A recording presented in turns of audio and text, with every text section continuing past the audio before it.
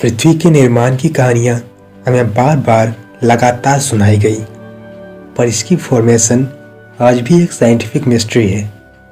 हालांकि सबसे ज़्यादा महत्व जिस थ्योरी को दिया जाता है वो ये है कि पृथ्वी का निर्माण आज से लगभग 4.6 अरब साल पहले ब्रह्मांड में मौजूद धूल और गैस के बादलों से हुई थी। ब्रह्मांड में मौजूद डस्ट पार्टिकल्स, एस्टेरॉयड और दूसरे जन्म ले रहे ग्रहों में आपसी टकराव हुआ, जिसकी वजह से पृथ्वी भी धीरे धीरे बड़ा होते चला गया और एक शेप में आने लगा। इसमें वो विशाल टक्कर भी शामिल है जिसमें स्पेस में इतने चट्टान, धूल और गैस ब्लास्ट हुए जिससे कि हमारा चांद बना।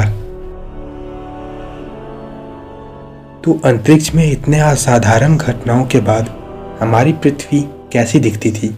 चलिए मैं आपको शुरुआती दिनों में लेके चलता हूँ, जब 4.6 अरब साल पहले पृथ्वी अपने अस्तित्व में आनी शुरू हुई थी। शुरुआत के दिनों में पृथ्वी अपने वर्तमान परिस्थिति से अनजान बस उन सैकड़ों ग्रहों में से एक थी जो कि नए जन्म में सूरज के चक्कर लगा रही थी। एक पॉइंट पर हमारी पृथ्वी इतनी ज़्यादा गर्म थी कि इसकी पूरी सतह लावा के महासागरों से ढकी थी।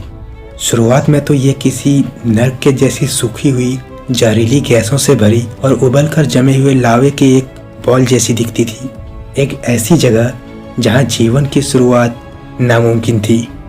पृथ्वी के इतिहास में इस इंटेंस पीरियड को एक ऐसे वक्त की शुरुआत बताई गई है जिसका नाम है हेडियन ईओन, जो 4.6 अरब साल से लेकर 4 अरब सालों तक रहा। ये नाम उस वक्त के नर्क जैसे पृथ्वी के लिए बिल्कुल सही था, क्योंकि ये नाम ग्रीक माइथोलॉजी में एक गॉड को रेफर करता है जो कि अंडरवर्ल्ड यानी कि नर्क लोक का राजा है।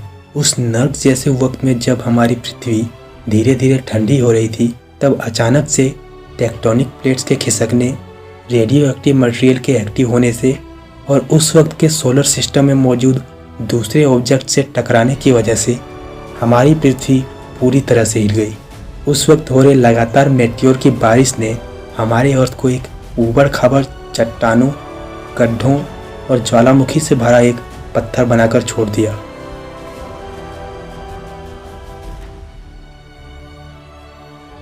और हमारे सोलर सिस्टम के बनने के लगभग 10 करोड़ साल बाद एक ऐसा इवेंट हुआ जिसने नए जन्म में पृथ्वी को पूरी तरह से बदल दिया।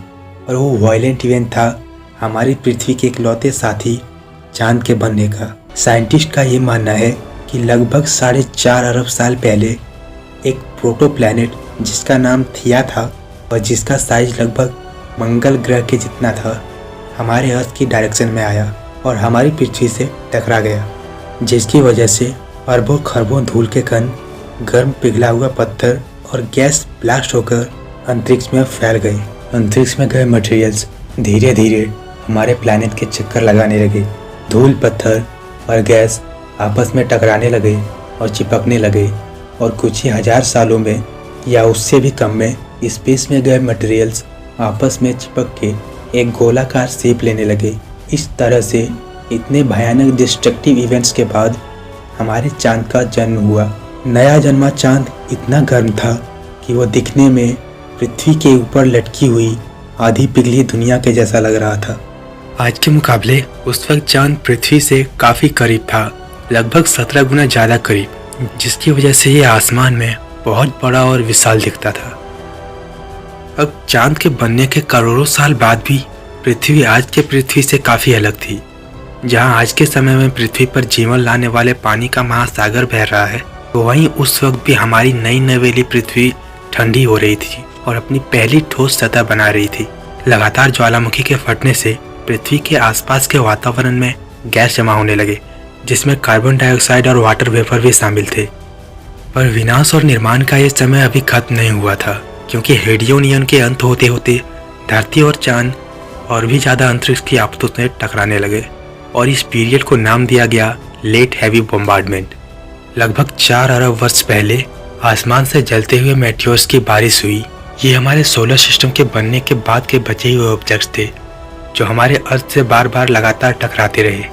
पर पृथ्वी पर आसमानी आफत अपने साथ कुछ ऐसा भी लाया जिसमें पृथ्वी का भविष्य छिपा था, क्योंकि यही गिरते मेटियोर्स अपने साथ जीवन के लिए सबसे जरूरी पानी का स्रोत लेकर आए।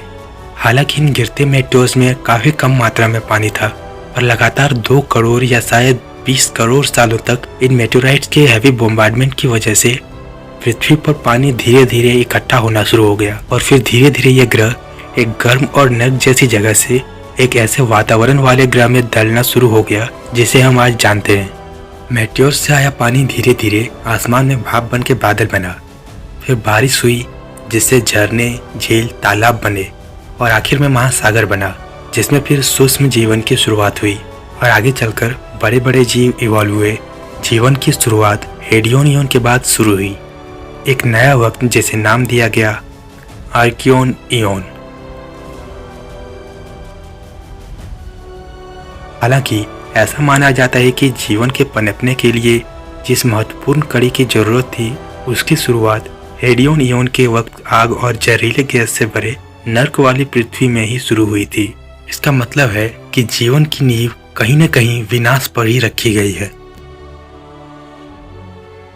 उम्मीद है आप लोगों को आज की ये वीडियो पसंद आई हो। अगर हाँ तो वीडियो को लाइक और चैनल को भी सब्सक्राइब जरूर से कर लें। इससे मेरे चैनल को काफ़ी सपोर्ट मिलेगा और आगे भी ऐसी वीडियो यहाँ आपको मिलती रहेगी। इसी के साथ मिलते हैं आपसे अगली वीडियो में, तब तक के लिए बाय।